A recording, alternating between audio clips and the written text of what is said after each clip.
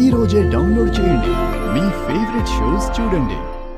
బావకి మందు మీద కంటే ప్రాణం మీద ఆశ, నాకు ప్రాణం మీద కంటే ఈ మందు మీద ఆశ. మ్వా! అందుకే నా ఆటలు ఇలాగ సాగుతున్నాయి. బావా, నువ్వు రోజు మందు బాటలు కొనివ్వు, నేను ఇలా వచ్చి తాగేస్తూ ఉంటా. ఇదిగో మనం ఇద్దరం ఇలాగే ఈ మందు ప్రయాణం సాగిస్తూ ఉండాలి. బావా, సీ యు టుమారో.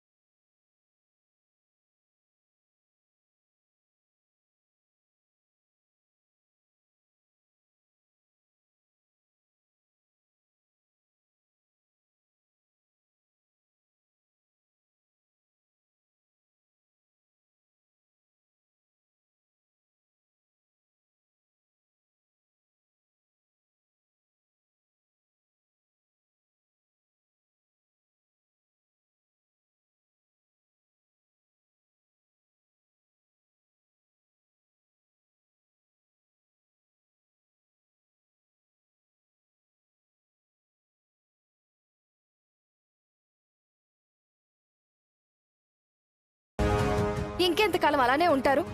అసలు ఏం మాట్లాడుతున్నావు పార్వతి? ఇప్పుడు ఈ ఇంటికి యజమానులండి మీరు. ఆస్తి మీ పేరు మీద ఉంది. వింటే గింటే ఆయన మీ మాట వినాలి గాని మీరు ఆయనకి భయపడతారేంటి? అసలు యజమానంటే ఎలా ఉండాలండి? ఎంత హోదాగా ఉండాలి? ఎంత గర్వం ప్రదర్శించాలి? పార్వతి, నాకు అన్నయ్య దగ్గర వినయంగా ఉండటం ఇష్టం. ఆయన అడుగుజాడల్లో నడవడం ఇష్టం. ఆయన చెప్పిన మాటని వేదవాక్కులా అనుసరించడం ఇష్టం. ఇక నుంచి అవన్నీ మానేయండి. అది కాదు పార్వతి, అన్నయ్య మాట వినకుండా మాట దాటేయండి. యజమానులా బ్రతకడం నేర్చుకోండి.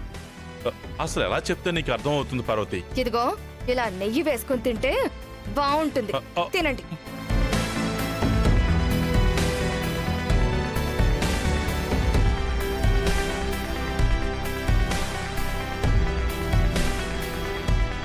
శివరాం, శివరాం, అన్నయ్య పిలుస్తుంటున్నాడు పార్వతి. పిలిస్తే పిలిచాళ్ళండి, మీరు పలకొద్దు. తినండి. శివరాం, మీరు తినేదాకా కదలడానికి వీల్లేదు. శివరాం. అన్నయ్య పిలుస్తున్నాడు. ఇదిగో మీ చెవులు పని చేయట్లేదు. ఇదిగో నోరు మాత్రమే పనిచేస్తుంది అనుకోండి. తినండి. శివరాం,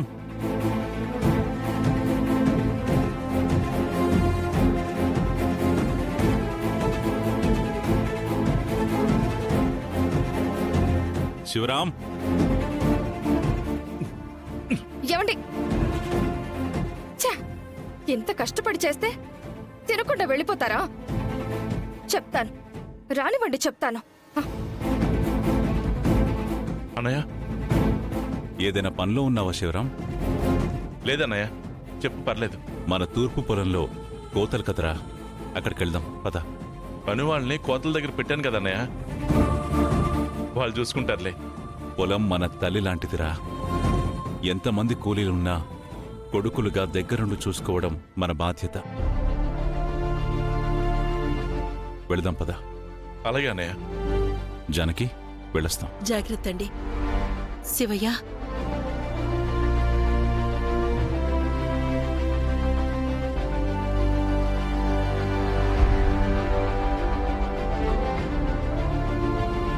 అక్క, ఏంటి పార్వతి?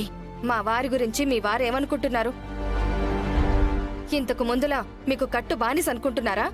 అలా అని ఎవరన్నారు పార్వతి? అనాలా ఏంటి? మీ ఆయన గారి ప్రవర్తన చూస్తే తెలియడం లేదా? ఆయనెప్పుడూ పిలిచినట్టే ఆప్యాయంగానే పిలిచారు కదా పార్వతి. అందులో నాకు అధికారం, అహంకారం కనిపించింది. అది ఇప్పుడు ఈ ఆస్తి అంతా మాది. ఈ ఆస్తికి యజమాని మా ఆయన ఆ, అది నీకు కూడా తెలుసు కదా.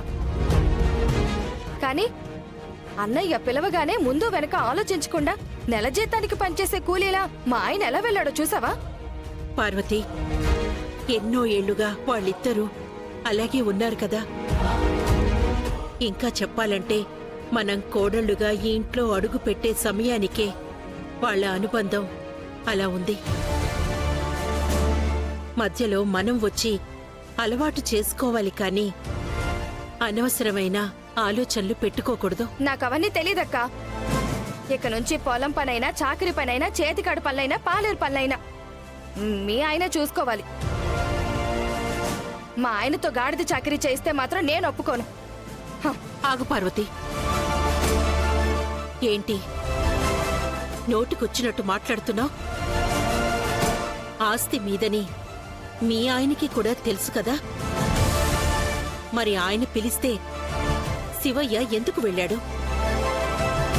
అది భయం కాదు పార్వతి, అన్నయ్య మీదున్న గౌరవం. బానిసత్వం కాదు, వాళ్ళిద్దరి అనుబంధం. వాళ్ళలా ఉండటం నీకు నచ్చకపోతే మీ ఆయనకి నువ్వు చెప్పుకో, నాకు చెప్పకు.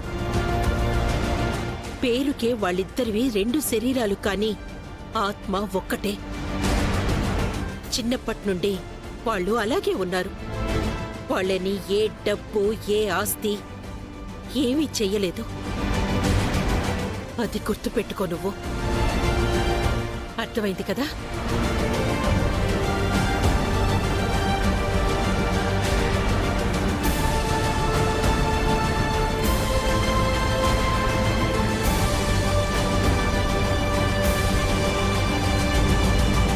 రామ ఎక్కడుంది?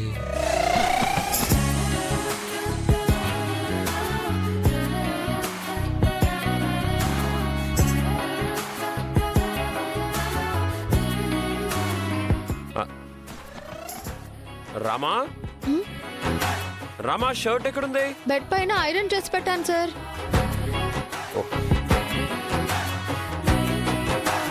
రామా, నా బెల్ట్ ఎక్కడుంది? అది కూడా అక్కడే ఉంది సార్. అన్నీ చెప్పేస్తుంది, అన్నీ ఇక్కడే ఉన్నాయి. ఇప్పుడు ఎలాగా? రామా, ఫోను బైక్ కేసి కనిపించట్లేదు. రామా, ఒకసారి నువ్వు లోపలికి రా. అన్నీ అక్కడే పెట్టాను, చూడండి సార్. చూసే చెప్తున్నాను రామా, ఎక్కడా కనిపించట్లేదు. వస్తున్నాను సార్. అమ్మో, వచ్చేస్తుంది.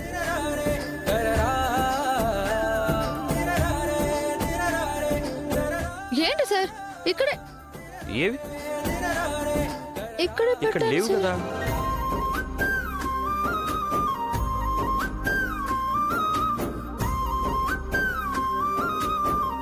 అయితే ఏంటి సార్ మీరు చిన్నపిల్లల్లాగా ప్రతిదీ నేనే వెతికివ్వాలా? మీరు తీసుకోలేరా?